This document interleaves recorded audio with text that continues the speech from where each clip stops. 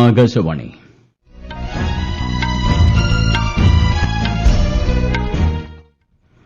നമസ്കാരം.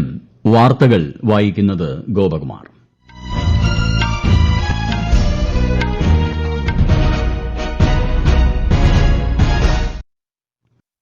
പ്രധാന വാർത്തകൾ. പാർലമെന്റിന്റെ ശീതകാല സമ്മേളനത്തിന് ഇന്ന് തുടക്കമായി. അദാനി വിഷയത്തിൽ പ്രക്ഷുബ്ധമായി രാജ്യസഭ. ഇരുസഭകളും ഇന്നത്തേക്ക് പിരിഞ്ഞു. രാജ്യത്തിന്റെ അന്തസ്സ് ഉയർത്തുന്ന വിധത്തിൽ പാർലമെന്റ് ചർച്ചകൾ ഫലപ്രദമായി വിനിയോഗിക്കണമെന്ന് പ്രധാനമന്ത്രി നരേന്ദ്രമോദി. ICA ആഗോള സഹകരണ ഉച്ചകോടിയുടെ ഉദ്ഘാടനം പ്രധാനമന്ത്രി ഇന്ന് ന്യൂഡൽഹിയിൽ നിർവഹിക്കും. ഇന്ത്യയുടെ UPI പണമിടപാട് സംവിധാനം അതിവേഗ വളർച്ച കൈവരിക്കുന്നതായി റിസർവ് ബാങ്ക്.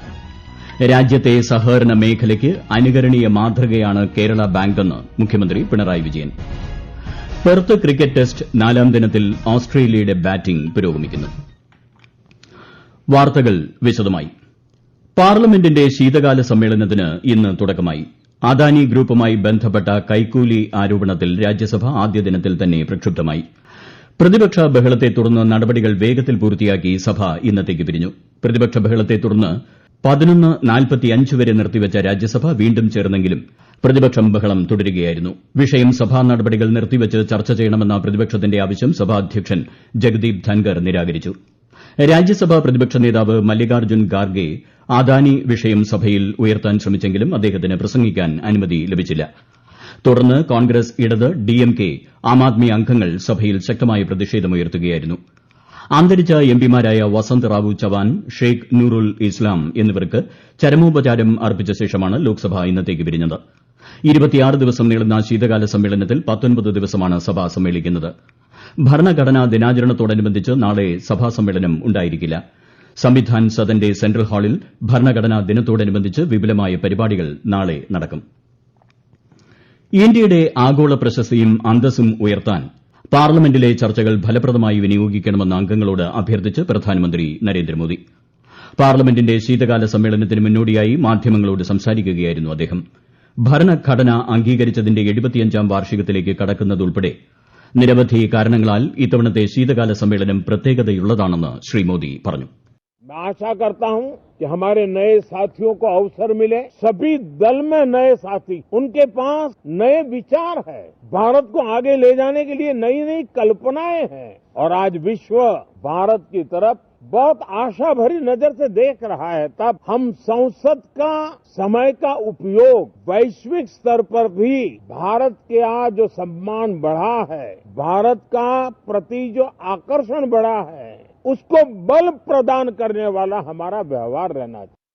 സഭയിൽ അരാജകത്വം സൃഷ്ടിച്ച് പാർലമെന്റിനെ നിയന്ത്രിക്കാൻ ശ്രമിക്കുന്ന ആളുകൾ പൊതുജനങ്ങളാൽ തിരസ്കരിക്കപ്പെടുമെന്നും പ്രധാനമന്ത്രി പറഞ്ഞു. വഖഫ് ഭേദഗതി ബിൽ 2024 പരിശോധിക്കുന്ന പാർലമെന്റ് സംയുക്ത സമിതി അംഗങ്ങളായ പ്രതിപക്ഷ എംപിമാർ ഇന്ന് ലോക്സഭാ സ്പീക്കർ ഓം ബിർളയുമായി കൂടിക്കാഴ്ച നടത്തി.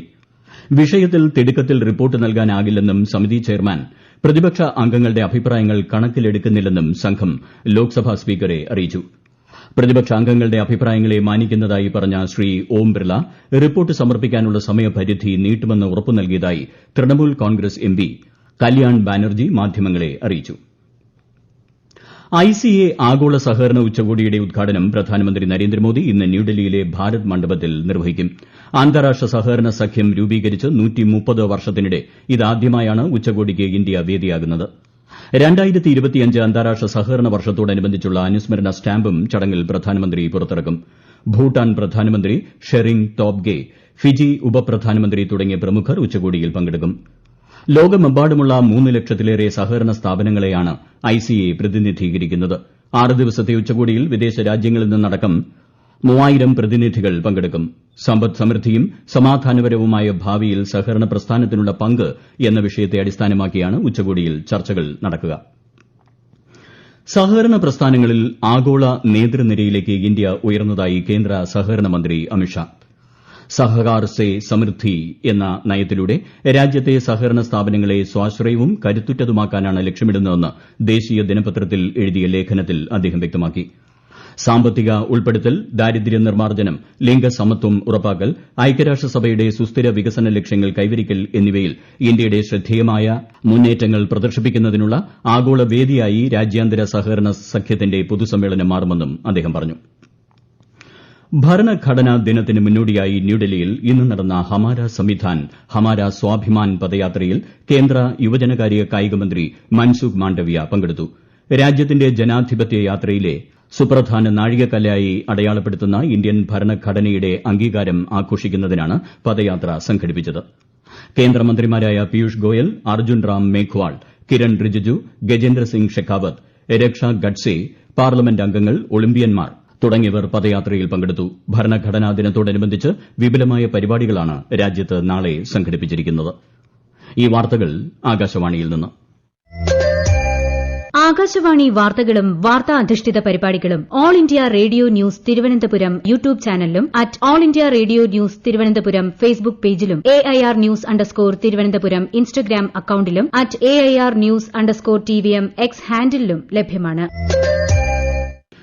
രാഷ്ട്രപതി ദ്രൌപദി മുർമു 3 ദിവസത്തെ സന്ദർശനത്തിനായി മറ്റന്നാൾ തമിഴ്നാട്ടിലെത്തും.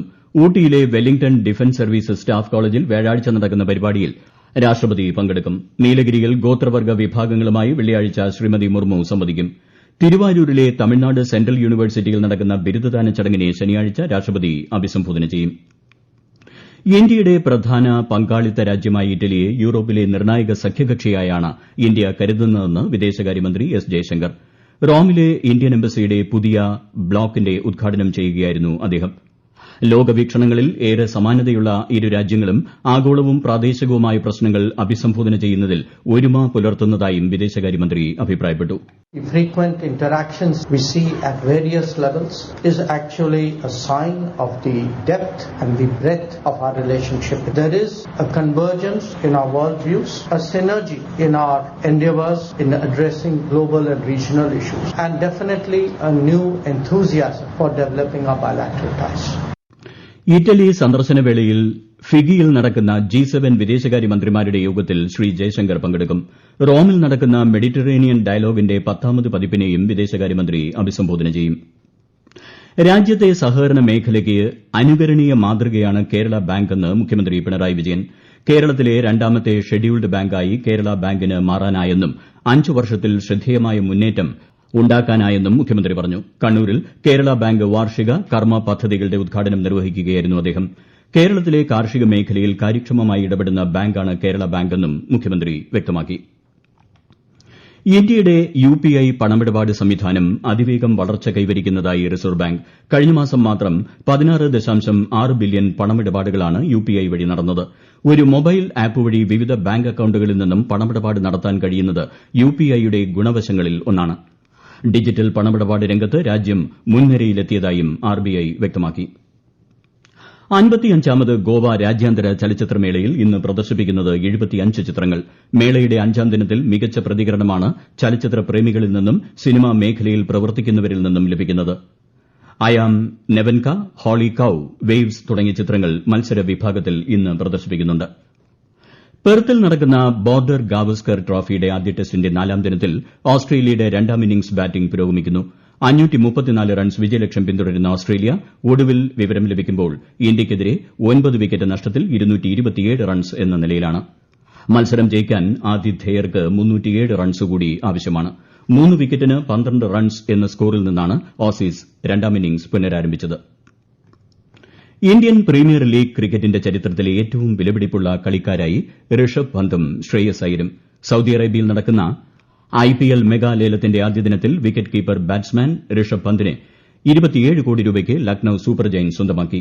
IPL ജേതാവായ ക്യാപ്റ്റൻ ശ്രേയസ് അയ്യരെ 26.75 കോടി രൂപയ്ക്ക് പഞ്ചാബ് കിങ്സ് സ്വന്തമാക്കി. 2ാം ദിനമായ ഇന്ന് ലേലം പൂർത്തിയാകും. ജാർഖണ്ഡിൽ JMM നേതാവ് ഹേമന്ത് സോറൻ സർക്കാർ ഈ മാസം 28-ന് സത്യപ്രതിജ്ഞ ചെയ്യും.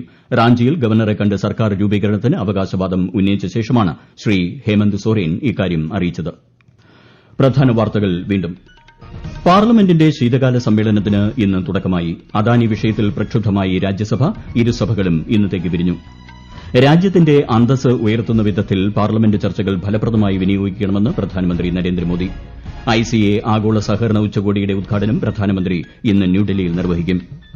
ഇന്ത്യയുടെ UPI പണമിടപാട് സംവിധാനം അതിവേഗ വളർച്ച കൈവരിക്കുന്നതായി റിസർവ് ബാങ്ക്. രാജ്യത്തെ സഹകരണ മേഖലയ്ക്ക് അനുകരണീയ മാതൃകയാണ് കേരള ബാങ്കെന്ന് മുഖ്യമന്ത്രി Pinarayi Vijayan. Perth cricket test 4ാം ദിനത്തിൽ ഓസ്ട്രേലിയയുടെ ബാറ്റിംഗ് പുരോഗമിക്കുന്നു. വാർത്തകൾ കഴിഞ്ഞു. അടുത്ത വാർത്താ പ്രക്ഷേപണം വൈകിട്ട് 6:30-ന്.